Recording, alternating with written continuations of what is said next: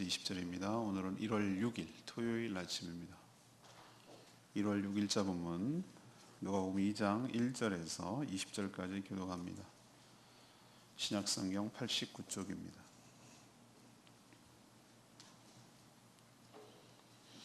교독하겠습니다. 1절에서 20절까지입니다.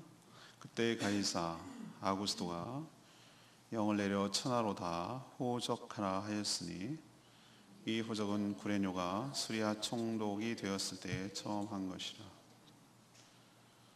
모든 사람이 호적하러 각각 고향으로 돌아가매 요셉도 다윗의 집 족속이므로 갈릴리 나사렛 동네에서 유대를 향하여 베들레헴이라 하는 다윗의 동네로 그 약혼한 마리아와 함께 호적하러 올라가니 마리아가 이미 잉태하였더라. 거기 있을 그때에 해산할 날이 차서 첫 아들을 낳아 강보로사 구유의 뉘었으니 이는 영원에 있을 곳이 없음이러라. 그 지역의 목자들이 밤에 밖에서 자기 양떼를 지키더니 주의 사자가 곁에 서고 주의 영광이 그들을 두루 비추매 크게 무서워하는지라. 천사가 이르되 무서워하지 말라. 보라, 내가 온 백성에게 미칠 큰 기쁨의 좋은 소식을 너희에게 전하노라. 오늘 다윗의 동네에 너희를 위하여 구주가 나셨으니 곧 그리스도 주시니라.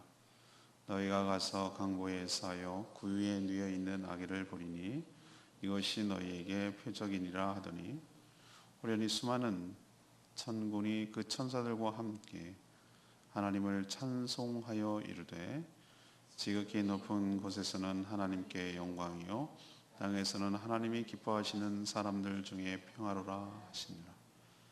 천사들이 더 하늘로 올라가니 목자가 서로 말하되 이제 베들레헴으로 가서 주께서 우리에게 알리신 바 이 이루어진 일을 보자 하고 빨리 가서 마리아와 요셉과 구유에 누인 아기를 찾아서 보고 천사가 자기들에게 이 아기에 대하여 말한 것을 전하니 듣는 자가 다 목자들이 그들에게 말한 것들을 놀랍게 여기되 마리아는 이 모든 말을 마음에 새기어 생각하니라.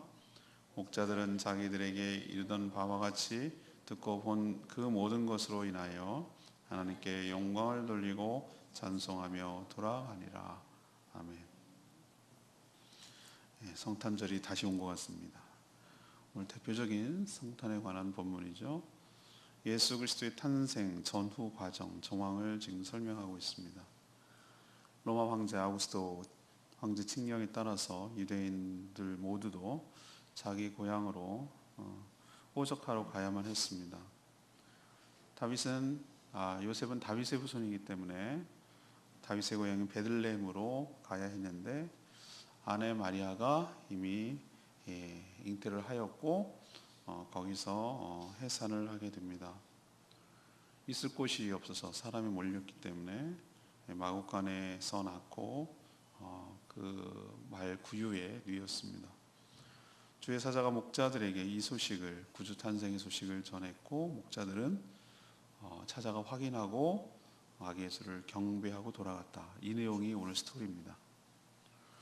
하도 많이 들은 얘기, 하도 많이 한 설교, 오늘 색다른 각도에서 보려고 하는데 주님의 이 탄생 과정에서 보여주는 역설, 패러독스는 뭔가, 역설은 무엇인가? 이것이 바로 오늘의 질문입니다. 첫 번째 역설은 1절에서 7절까지 말씀을 근거로 진정한 통치자는 하나님이심을 보여줍니다.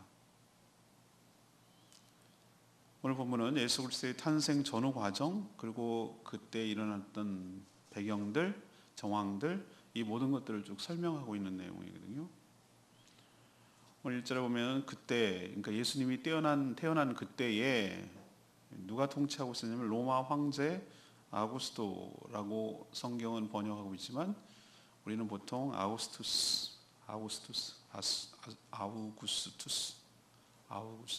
이렇게 보통 세속 역사에서는, 세상에서는 부르는 황제입니다.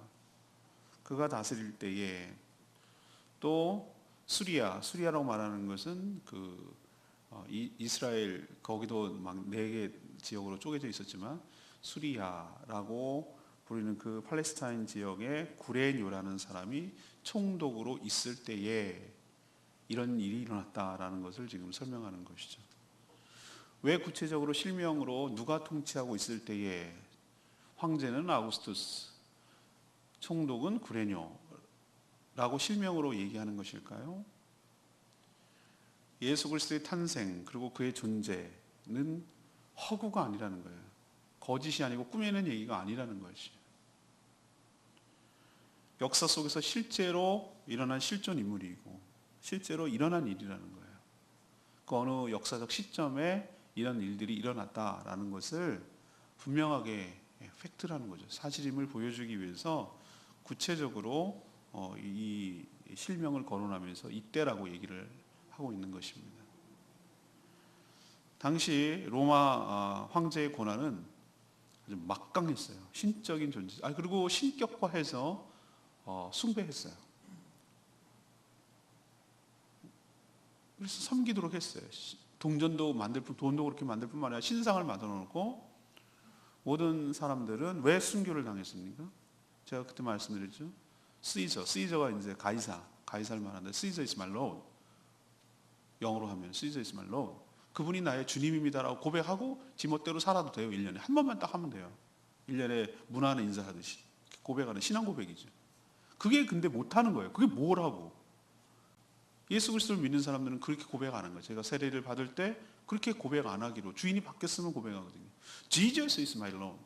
예수님이 나의 주님이라고 고백을 했는데 시즌은 아니라는 거예요. 그것 때문에 죽었어요. 사람들이 바보라고 그랬어요. 저런 멍청하고 융통성이라고는 하나도 없고 저렇게 답답한 사람들 뭐 이렇게 취급하면서 그것 때문에 죽냐? 이렇게 생각하는 사람들 많았어요. 막강합니다. 로마 황제의 권한이 어느 정도 막강합니까? 천하를 지배했다고 그랬어요. 오늘 표현해 보세요. 1절 보세요. 천하로 다 호적하라고 명령할 정도였어요. 천하통일 뭐 이런 표현을 쓰지 않습니까? 우리도 천하통일, 천하장사, 뭐 천하. 그러면 세상의 모든 것 사실은 그 당시의 문명 국가라고 할 수 있고 할 수 있는 뭐 지중해 연안 근대. 그렇지만 사실 이 시대 동시대에 보면은 중국 동양 문화도 상당히 발달하고 있었지만 천하라고 말했을 때 이 고기 서양 중심의 팔레스타인 그 중심을 말하는 것이지만 그래도 그 일대를 다 장악을 하고 있는 영향력을 미치고 있는 것이 로마 황제였기 때문에 천하라는 표현을 쓰는 것이죠. 그래서 식민지였던 유대 주민, 유대 지역 모든 주민들도 자기의 고향으로 가서, 고향도 아니죠. 엄격하게 말하면은 본적, 우리로 치면 본적 있는 곳으로 가서 호적하라, 등록해라 라고 명령을 내렸고 그 명령에 따라서 예외 없이 모든 자가 로마의 식민지인데도 불구하고 모든 자들이 다 그 명령에 따라 움직여야만 하는, 움직일 수 있는 권한이 있는 그 자가 바로 로마 황제였어요. 통치자죠. 요즘으로 치면 이렇게 안 할 거예요. 그죠? 얼마나 좋습니까? 우리나라 전산 시스템, 정부의 전산 시스템은 외국에서 수입할 정도예요. 굉장히 발달되어 있어서 부러워해요.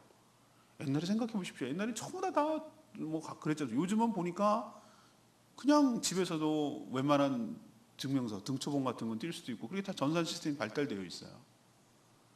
그리고 다 네트워크가 되어 있기 때문에 여기서 신고하면 어디 가서 신고해도 다 똑같이 그 증명서를 발급받을 수 있고 참 좋은 세상에 살고 있죠. 만약에 이런 게 없었다 그러면 저는 경주시거든요. 경주시.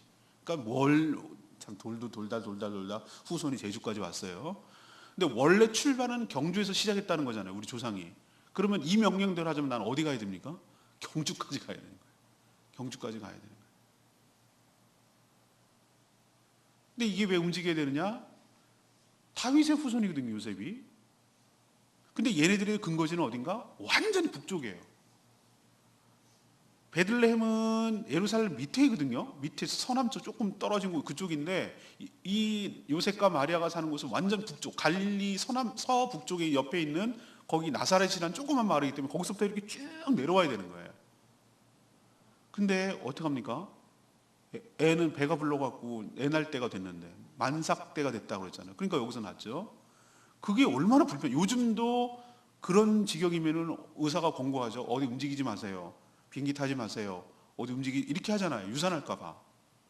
근데 옛날에는 비행기가 있어요. 차가 있어요. 차도 위험하다 하고 그러는 판인데 그냥 낙이 타고 말 타고 이렇게 와야 되는 판인데 그 먼 곳을 걸어서 와야 되는데 얼마나 이게 참 위험 부담이 큰 일이고 얼마나 그게 참 힘든 일이겠어요. 근데 움직여야 돼. 왜? 황제의 명령이니까. 이 정도로 막강했어요. 그럼 왜 오작하라고 그랬을까? 뻔하죠. 다윗이 인구조사했을 때 큰 코를 다쳤어요. 하나님 의지하지 않는다고. 왜 다윗이 인구조사를 했습니까? 하나님 때로는 인구조사 하라고 그랬다가 또 한 것에 대해서 벌을 주고 있다가 그 목적과 동기가 중요하기 때문에 그래요. 하나님께서 가나안 정복을 하기 위해서 군사가 몇 명인지를 알고 조직을 하고 체계를 만들기 위해서는 인구조사 하라고 그랬어요. 그리고 비교하라고. 네가 광야에서 죽었는데 얼마만큼 광야 통과하고 나서 똑같이 유지되고 있다는 것을 보여주고 하나님 은혜로 살았다는 걸 보여주기 위해서는 인구조사가 필요해요. 근데 다윗이 왜 인구조사를 했습니까? 자신의 군사력이 얼마나 고 인구가 얼마만큼 그래서 자신이 얼마만큼 이렇게 막강한 것을 누리고 있다. 그걸 의지하니까 하나님께서 징계를 하신 거예요. 로마 왕자 왜 호적하라고 그랬을 거예요? 통치자는 딱 두 가지밖에 없어요. 왜 사람은 인구 카운트를 할까요? 우리는 요즘은 인구 센서스를 할 때 다양한 목적으로 합니다. 예를 들면 뭐 앞으로 향후 그것도 알아도 대책도 안 세우는 게 문제지만 인구가 어떻게 줄어가고 어떤 추세가 되니까 학교를 질 거냐 말 거냐, 복지 정책을 어떻게 할 거냐 말 거냐, 뭐 노동 정책을 어떻게 할 거냐, 이거를 대책을 세우려고 우리는 조사하는 거고 얘네들의 목적은 딱 한 가지예요. 두 가지구나. 세금을 얼마나 걷어들일 거냐, 인두세, 요즘으로 치면 주민세를 얼마나 걷어들일 거냐, 또 국방의 의무를 부과할 수 있는 사람은 누구인가, 이것을 조사하기 위해서 이걸 하는 거거든요. 통치를 강화시키기 위해서 하는 것이. 제가 왜 이게 구구절절히 얘기하는가 무엇입니까? 그 세상 천하를 지배하던 자가 세상의 눈으로, 사람의 눈으로 보면 황제예요. 아우구스투스, 로마 황제. 그래서 요셉은 그 명령에 따라 만삭의 나래를 데리고 그의 조상 다윗의 고향인 베들레헴으로 이동합니다. 누가 봐도 황제가 천하의 통치자입니다. 근데 이 아이러니가, 제가 오늘 끌고 가는 질문이 뭐라고 그랬습니까? 말씀 속에 나타난 하나님의 역설이 무엇입니까? 이것이 오늘의 질문이거든요. 그런데 메비우스의 띠처럼, 메비우스 띠 여러분 수학 시간에 배웠습니까? 이렇게 띠가 가는데 이 띠는 이렇게 움직여 나가는데 밑에는 또 다른 세계가 움직여 나가요. 또 동시에 면을 따라서 하는데 그 옆으로 이렇게 꽈나 있으니까, 팔자로 꽈 있으니까 띠는 연결되어 있어요. 어디까지가 세속 역사이고 어디까지가 하나님의 역사인지 분간이 안 돼요. 동시에 가는데 또 다른 것이고 다른데 하나이고, 세상의 역사는 흘러가는 것처럼 보이지만 그 이면에 나타난 하나님의 역사가 주도해가고 이끌어가고, 그것은 안 보일 수 있지만 또는 보이고, 세상 사람은 죽어나 딱 깨나도 이것은 이해하지 못하고, 그러나 믿음의 눈으로 보고 성경을 비춰서 이것을 역사를 바랐을 때 이건 충분히 이해가 되고, 천하 만물이 모든 것들이 황제의 통치자에 의해서 움직여 나가고 명령에 따라 움직여 나가는 것처럼 보이지만, 그래서 요셉과 마리아가 베들레헴으로 간 것처럼 보이지만 사실은 하나님께서 미가 선지자를 통해서 메시아가 어디서 태어날 거라고? 베들레헴에서 태어날 거라고 이미 명시를 해놓으셨기 때문에 황제를 도구로 사용하셔서, 그 원래 그런 명령이 없었더라면, 아우구스투스의 명령이 없었더라면 그냥 갈릴리 그 지역 나사렛 어디에서 신혼집에서 아기를 낳았어야 되는 것이 맞죠. 그게 상식이죠. 여기까지 내려올 이유가 없죠. 여기가 유명한 산부인과도 아닌데. 하나님께서 아우구스투스를 사용하셔서 당신의 뜻을 주도해가며 당신의 뜻을 성취해가며 당신이 주인임을 우리는 볼 수 있는 줄로 믿습니다. 오늘 우리에게 가르쳐주는 첫 번째 교훈은 뭔가? 세상의 권력자가 통치자이고 지배자인가? 아니라는 거예요. 하나님이 이 역사의 주인이며 이 땅의 주인이며 이 역사의 주인이신 줄로 믿습니다. 우리 눈으로는 보이지 않지만 하나님께서 주도해 가시고 이끌어 가시고, 어디를 향해서? 구원을 향해서. 모든 인류를 구원하게 하고 이 세상을 구속하고 하나님께서 새롭게 하시기 위해서 하나님은 지금도 그 끝점, 고를 향해서 계속해서 역사가 흘러가도록 이끌어가고 계시고, 그분이 주도해 가고 계시고, 그분이 아주 디테일하게 이 모든 것까지도 행하시는 하나님이신 줄로 믿습니다. 어이없기도 세상 사람들은 지금의, 그 당시에는 아우구스투스가 지배하고 있지만 지금은 미국이나 뭐 트럼프하고 시진핑이 주도해 가는 줄 알아요. 천만의 말씀이에요. 여러분 착각하지 마세요. 인류 역사상 수많은 지배자들이 나타났지만 그들이 진정한 지배자는 아니었어요. 시간이 지나고 때가 지나면은 얼마나 허망하게 무너져가는지, 권력이 얼마나 무성한지를 우린 처절하게 다 봤어요. 그들이 주인이 아니고 영원 불변하시고 창조하시고 주관하시고 지배하시고 심판하시는 하나님이 역사와 이 모든 만물의 주인이신 줄로 믿습니다. 이게 역설이라는 거예요. 두 번째 역설은 8절에서 12절까지 말씀입니다. 이 메시아는, 예수 그리스도는 섬기러 오신 분이라는 거예요. 섬기러 오신 분이다. 길과 진리와 생명의 실체 되시는, 제가 이런 표현을 쓴 이유는 무엇이죠? 그분은 추상명사예요. 길이요, 여기서 길이라는 것은 뭐 로드의 개념이 아니잖아요. 어떤 원리, 가야 할 방향, 어떤 진리, 이런 것을 길이라고 표현하는 거예요. 길이요, 진리요, 생명의 실체가 되시는 거예요. 근원이 되죠. 실체가 있는 거예요. 그게. 그분이 예수 그리스도신데, 그분이 사람의 몸을 입고 이 땅에 오신 것만 해도 사실은 인간의 입장에서 보면 굉장히 황송한 일이에요. 대단한 일이고요. 사람들도 감당하기 힘든 곳에서, 이런 분이 사람도 감당하기 힘든 곳에서 태어나서 사람으로서의 첫 출발을 하셨어요. 호적하러 온 사람들로 10,000원이었어요. 사람들이 한꺼번에 작은 동네에 몰리니까, 그때 뭐 여관업이 엄청나게 발달한 것도 아니고, 우리도 성수기 때 막 방이 없어가지고 올라가고 있는 건 추세인데, 여관을 구하지 못한 거죠. 다 민박 수준이었을 거예요. 옛날에 무슨 여관업이 그렇게 발달돼 있겠어요? 무슨 베들레헴이 엄청난 관광지라고 사람들이 이렇게 몰렸겠냐고요. 그냥 민박 수준이에요. 민박 수준. 그런데 거기서 사람들이 한꺼번에 몰리니까 구할 길이 없는 거죠. 이미 다 선점을 한 거죠. 누구 말이 갑자기 생각나는데, 돈이 없어서 여기 못 구한 거 아니에요. 그게 아니고 사람이 몰려서 못 구한 거예요. 사람이 없어서 뭐 하나 말리 몰리니까. 그래서 찾고 찾았는데 없는 거예요. 근데 만삭이 되니까 얼마나 다급하겠어요. 애는 나오려고 그러는데. 그래서 겨우겨우 마구간이라도 얻은 거예요. 우리가 생각하는 외양간 뭐 이런 개념은 아니고요. 당신은 가축하고 이게 구분이 거의 없어서 그냥 벽 하나 있으면 그 옆이 바로 마구간이고, 또 아래가 마구간이고 위에는 집이고 뭐 이런 구조였어요. 그때 우리가 생각하는 완전히 뭐 그냥 진짜 그냥 여물이 뭐 이런 정도는 아니었을지 몰라도, 그렇게 기가 막힐 노릇 아닙니까? 거기서 해산을 하고, 그리고 강보에 싸서, 애가 요람이 없으니까, 애기 침대가 없으니까 거기 딱 누이기에 좋은 데가 어딥니까? 말구유, 움푹 파여 있고 애가 딱 누이기에 좋은 말밥통, 말구유라고 그러니까 구유 그러니까 헷갈리는데, 그냥 밥통, 여물통에다가 뉘어놨어요. 우리는 성탄절에 하도 이야기를 많이 들어서 뭐 그렇지 뭐 그래야 되는가 보다 이렇게 생각을 했는데, 아니 원점에서 한번 다시 시작해 보자고요. 예수 그리스도께서 이런 대접을 받아야 될 분입니까? 제가 아까 처음에 말했죠. 예수 그리스도의 실체가 뭐라고요? 길과 자기 본인 스스로, 나는 길이요 진리요 생명이니 나로 말미암지 않은 거 아버지께 갈 자가 없어. 그분이 길이 되시고 진리가 되시고 생명이 되시는 분이에요. 그분으로 말미암아 모든 만물이 창조됐어요. 그분은 지혜의 실체가 되시는 분이에요. 잠언에서 말하고 있는 지혜가 너를 부른다 할 때, 그 지혜가 바로 그냥 똑똑한 그런 개념이 아니라 그분이 진짜 지혜의 근원이라니까, 저수지라니까. 거기서부터 모든 지혜가 나오는 거예요. 그분으로 말미암아 하나님은 천지 만물을 창조하셨어요. 그분이 창조의 주역이에요.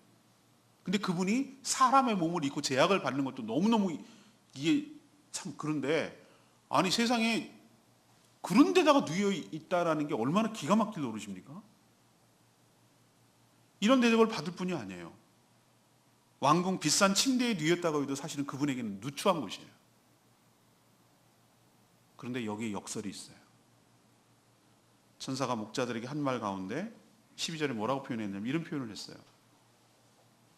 강보에 쌓여, 강보라는 것은 보자기 같은, 이렇게 강보에 쌓여서 포대기 같은 거죠. 강보에 쌓여서 구유, 말 밥통에 누워 있는 아기를 볼 건데, 그게 표적, 다시 말해서 메시아라는 증거가 될 거다, 이런 표현을 했어요. 표적이라는 말은 언제 쓰는가? 특이한 일이고 기적 같은 일이고 보통은 아니고 abnormal, 그러니까 좀 비정상적인 일인데, 그건 하나님이 그렇게 하셨다라는 특별한 증거를 보여줄 때 이것을 표적이다라고 부르는 거예요. 보통 아기들, 아무리 누추한 천민이라 할지라도 보통 아기들이 태어나서 강보에 쌓여서 말구유에 놓는 법은 거의 없어요. 여러분 지금 아무리 그래도 옛날에 그렇게 힘들고 어려웠을 때라고 할지라도 애를 갖다가 말밥통에다 놓는 경우는 거의 없어요. 근데 예수님은 그랬어요. 이건 굉장히 특이한 케이스예요. 그래서 예수님의 탄생을 보고 목자들이 뭐라고 얘기했냐면, 목자들에게 이거는 하나님의 자녀, 하나님의 아들, 메시아라는 증거가 바로 이거다라는 얘기를 한 거예요. 말밥통에 쌓여있을 때 우리는 얼마나 안타깝고 이럴 뿐이 아니다라고 했는데, 오히려 역설적으로 말밥통에 누여 있으므로 이분이 하나님의 아들, 이 땅에 구원하기 위해서 오신 메시아라는 것을 더 뚜렷하게 증거해 주고 있는 줄로 믿습니다. 또 하나, 이분이 왜 이런 곳으로 오셨을까? 마국간 말구유? 그것은 군림하거나 유람하거나 우리를 보려고, 감시하라고, 심판하려고 이 땅에 오신 것이 아니라 낮고 또 낮춰서 겸손하게 그 인간도 들어가기 어려워하고 힘들어하는 그 천한 곳에 내려오셔서 오신 이유는, 그가 태어날 때부터 이렇게 했다는 얘기가 뭘 보여주냐면은, 이 땅에 오신 목적이 낮고 낮아져서 우리 인간을 자신이 대속물로 죽기까지 섬기기 위해서 오셨다라는 것을 스스로 출발부터, 탄생부터 보여주고 있는 것인 줄로 믿습니다. 이게 역설이라는 거예요. 우리가 보면 어떻게 그런 데 있을 수 있어? 라고 말하지만 오히려 그런 데 있는 것이 예수 그리스도임을 더 뚜렷하게 증거하고, 그분이 이 땅에 왜 오셨는지를 더 분명하게 드러내는 하나님의 역설이 말구유를 통해서 나타나는 줄로 믿습니다. 세 번째 역설, 13절에서 20절까지 말씀, 갈급한 자에게 알려진다는 겁니다. 예수 그리스도의 탄생 소식은 요셉과 마리아 외에 가장 먼저 알게 된 사람은 누구입니까? 목자들입니다. 목자는 당시나 지금이나 고된 3D 업종 중에 하나입니다. 여러분, 목장한다 그러면 낭만적입니까? 저는 결코 낭만이라고 보이지 않습니다. 가축과 함께 이동하며 그들과 함께 지내며 밤에도 들짐승들로부터 가축을 지키느라고 뜬 눈으로 밤을 새며 제대로 잠을 못 자는, 정말 3D 업종 중에 3D 업종이에요. 누구도 하기 싫어하는 천한 업종이었어요. 눈과 비를 고스란히 맞아야 됐고, 모든 강풍과 모든 것들을 가축과 함께 다 맞아야 되는 그런 힘든 일이었어요. 당시는 또 로마 식민지 시대라서 삶은 더더욱 피폐하고 먹고 살기조차 힘든 시대였어요. 예수님이 오병이어의 기적을 일으킬 때 왜 이렇게 많은 사람이 따라옵니까? 태반이 아니라 70%, 80%가 실업자예요. 할 일이 없어요. 그러니까 그렇게 우르르 몰려다니는 거예요. 베드로요, 요즘으로 치면 상당한 중소기업 배를 가지고 온 선주였어요. 그 정도면 먹고 살만한 거예요. 얼마나 먹고 살기, 이런 직업 있는 것만 해도 감사했어요. 직업이 없다니까요. 천사들이 그들을 방문했을 때도 어디였습니까? 밤이었고 들녘이었습니다. 밖이었습니다. 밤에도 잘 수 없기 때문에 오히려 천사를 더 확실하게 만났는지도 몰라요. 이게 또 아이러니죠. 근데 왜 하필 목자였을까? 많고 많은 사람들이 있을 수 있잖아요. 우리가 생각할 때 정말로 통보해야 될 사람 누구입니까? 로마 황제, 왕이 나셨다. 총독, 아니면 분봉왕인 헤로당, 아니면 종교 대제사장이나 서기관들, 바리새인들, 이들에게 먼저 와서 이야기를 해줘야 되지 않을까요? 그런데 그렇지 않았어요. 목자들에게 왔어요. 이게 하나님의 역설이고 아이러니예요. 왜 목자들에게 왔을까? 그들이 메시아 탄생을 가장 고대했고 가장 먼저 들어야만 했던 사람들이기 때문에 그런 줄로 믿습니다. 하나님이 누구를 배려하고 누구에게 메시아의 소식이 가장 필요했는지를 하나님은 아셨고, 천사는 그들에게 먼저 전해준 것이, 배에 기름이 끼고 마음이 부유한 자들, 이들에게는 메시아 탄생이 그렇게 기쁜 소식이 아니에요. 이미 자신은 지금으로도 충분하고 여기가 천국이라고 생각했기 때문에 그래요. 뭐가 더 아쉽겠어요? 그들이 뭐가 그렇게 아쉽겠어요? 그러나 목자들처럼 삶이 어렵고 피폐하고 가난하고 비천하고 고단하고 힘들고 살기 어려운 그런 사람들, 육신만 그런 게 아니라 마음이 춥고 힘들고 어렵고 외롭고 정말 하늘에 밖에 소망을 두지 못하고 하나님 밖에 소망을 두지 못하는 사람들, 그 사람들에게 이 기쁜 소식이 가장 먼저 전달된 것은 그들에게 복음이 필요하기 때문인 줄로 믿습니다. 하나님 이렇게 역사를 보이신 거예요. 간절한 자에게, 정말 절박한 자에게, 복음이 정말로 필요한 자들에게 하나님은 그들에게 먼저 전해주신 줄로 믿습니다. 오늘 내 말씀이 10절 말씀. 천사가 이르되 무서워 말라. 보라, 내가 온 백성에게 미칠 큰 기쁨의 좋은 소식을 너희에게 전하노라. 그렇습니다. 예수 그리스도의 탄생은 1차적으로는 목자들에게 기쁜 소식이에요. 그러나 그들만의 기쁨은 아니에요. 천사가 얘기했죠. 유대 나라도 아니에요. 로마 제국도 아니에요. 전 세계, 여기서 온 백성이라고 말하는 전 세계 모든 민족, 전 역사, 모든 인류에게 미칠 기쁨의, 큰 기쁨의 소식이 예수 그리스도의 탄생인 줄로 믿습니다. 그래서 15절에 있는 말씀대로 천군 천사들도 이 기쁜 소식, 온 백성에게 미칠 큰 기쁨의 소식이기 때문에 천군 천사들도 이 기쁜 소식을 듣고 하나님을 찬양하며 하나님께 영광을 돌린 것이죠. 왜요? 인간을 가장 힘들게 했던 죄와 사망과 사단의 권세로부터 해방시키기 위해서 이 땅에 오셨기 때문에 인간들에게는 가장 큰 기쁨의 소식이고 평화고 모든 무질서와 전쟁과 싸움이 예수 그리스도가 오심으로 종식이 되고 하나님과의 관계가 깨져서 원수지간이 되었던 것을 예수님이 오셔서 해결함으로 진정한 평화를 도래시켰기 때문에 이 모든 일이 전적으로 하나님의 은혜로만 이루어졌기 때문에 하나님께 칭송이 돌아갈 수밖에 없어서 하늘에는, 땅에는 평화, 하늘에는 영광이 되는 줄로 믿습니다. 이게 성탄의 의미입니다. 오늘 질문으로 돌아가십시다. 예수 그리스도의 탄생 과정을 통해서 보여주신 하나님의 역설은 무엇입니까? 이것이 오늘의 질문이에요. 첫 번째는 뭡니까? 진정한 통치자는 아우구스투스 황제가 아니고 하나님이 진정한 통치자이신 줄로 믿습니다.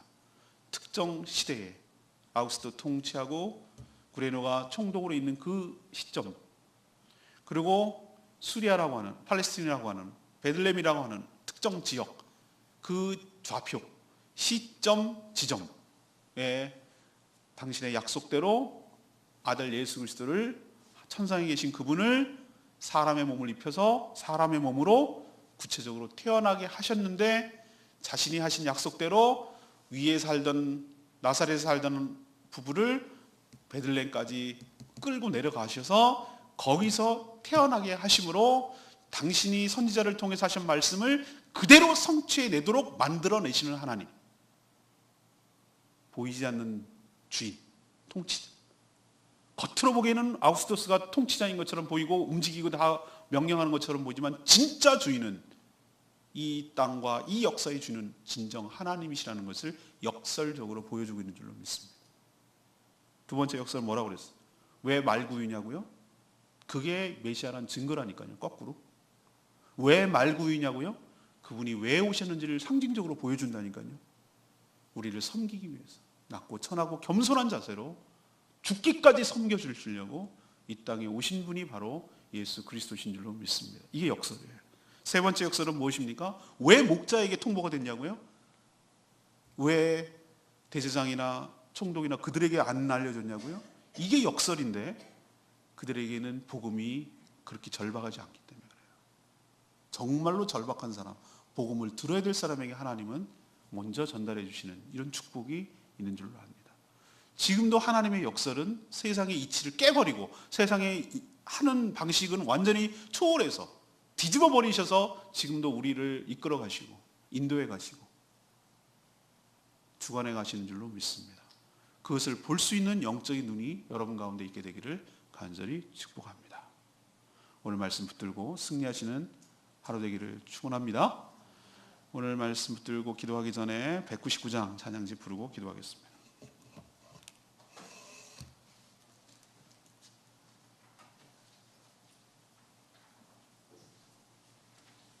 찬양지 199장. 고개 들어 주를 맞이해. 목자들이 그를, 예수 그리스도를 찾아와서 경배했듯이 우리도 길과 진리와 생명 되시는 그 예수 그리스도, 이 땅에 우리를 섬겨주기 위하여 사람의 몸을 입고 온 것도 너무 황송한데 말 구유에 누우셔서 그분임을 뚜렷하게 오히려 더 역설적으로 보여주신 그 하나님을 찬양하며 경배하기를 원합니다.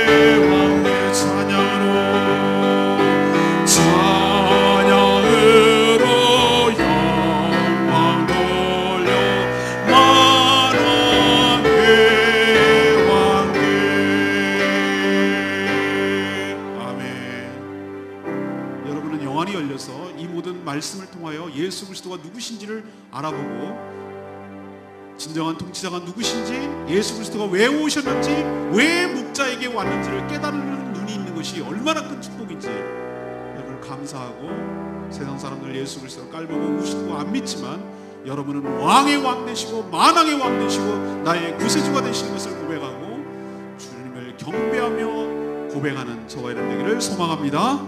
예수 그리스도 나의 만왕의 왕 되시고 영원히 경배를 받으실 나의 주님이 되신 줄로 믿습니다. 다 같이 주여 외치며 하나님께 그렇게 나가기를 원합니다. 주의 아버지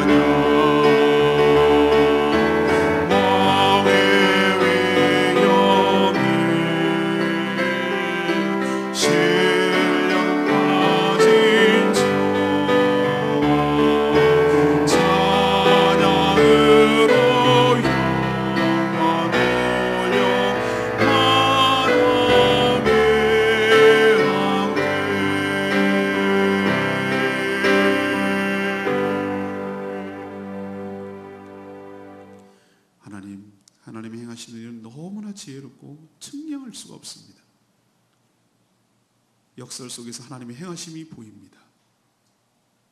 이 땅의 진정한 통치자는 세상 권력자가 아니라 하나님이 쥐고 흔들고 주도하고 이끌고 계심을 보고 믿습니다. 권력자는 주님의 도구에 불과함을 깨닫습니다. 낮고 누추한 곳이 오히려 예수 그리스도께서 메시아임을 증거하고 있음을 믿습니다. 이 땅에 군림하기 위해서가 아니라 죽기까지 섬기기 위해서 겸손히 낮은 자세로 오셨음을 깨닫습니다.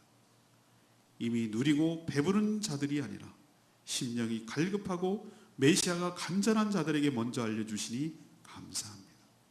말씀 속에서 하나님의 행하시는 원리를 보고 하나님이 어떻게 움직여 나가신지를 보고 믿고 깨닫게 하여 주시고, 저희들도 마음이 가난한 상태로 겸손한 자세로 주님께 나아가게 하시고 섬기게 하여 주시옵소서. 한 주가 지났습니다. 아무 생각 없이 허송세월하면 또 1년이 이렇게 갈 것입니다. 하나님 마음의 각오와 결단으로 새롭게 하여 주시옵소서.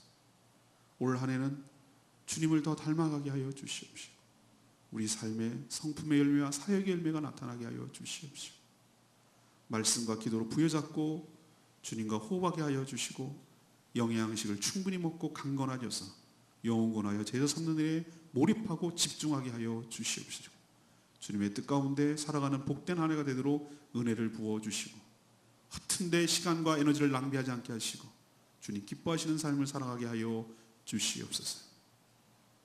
내일은 거룩한 주일, 그리고 새해 첫 주일 신년주일입니다. 하나님, 매주가 그냥 또 하나의 주일이 아니라 하나님을 만나고 하나님을 경배하고 하나님을 예배하고 모든 공동체 구성원들이 하나님을 찬양하며 영광 돌리는 복된 주일이 되게 하여 주시옵시고, 주일을 통해서 우리에게 진정한 안식을 주시옵시고 회복을 주시옵시고 은혜를 부어 주시옵시고, 하나님께서 예비하신 축복을 받는 복된 날 되게 하여 주시옵시고, 진정한 육신과 영혼의 쉼과 안식이 되는 복된 날 되게 하여 주시옵소서. 특별히 내일은 성찬이 있는 날이오니 예수 그리스도의 몸과 피를 마심으로 우리가 그가 한 몸이 되는 것을 기억하고 그분이 내 안에 계심을 존재함을 확인하고 우리가 남이 아니라 형제자매임을 고백하는 복된 시간 되게 하여 주시옵소서. 또 내일은 예수 형제 모임이 있습니다. 복음을 듣고 변화되고 새롭게 될 분들 듣게 하여 주시옵시고, 그 발걸음을, 그 마음을 주관하여 주시옵시고, 마음문이 활짝 열려서 복음이 들려지게 하시고 믿어지게 하시고 변화되는, 새롭게 되는, 거듭나는 역사가 있게 하여 주시옵소서. 오늘도 하나님 앞에 엎드려 간구하고 기도하는 제목마다 응답하시고 주님의 도구가 되어 선한 일에 쓰임받도록 축복하여 주시옵시고, 저희 교회가 말씀과 기도와 영혼 구원하는 데 집중하여서 교회 본질에 부합하게 살아가고 주님의 기쁨이 되는 교회 될 수 있도록 은혜를 부어 주시옵소서. 교회를 섬기고 애쓰고 사랑하는 모든 성도들의 삶을 축복하시고 올 한 해 그들의 삶을 주관하시며 강건하게 하시며 축복하셔서 하나님의 축복의 통로로 귀하게 쓰임받도록 은혜 베풀어 주시옵소서. 주님께 모든 것 맡겼고 예수 그리스도의 이름으로 축복하며 기도합니다. 아멘. 오늘 하루도 주님의 은혜로 살아가는 복된 하루 되길 축복합니다. 기도하겠습니다. 충분히 기도하십시오.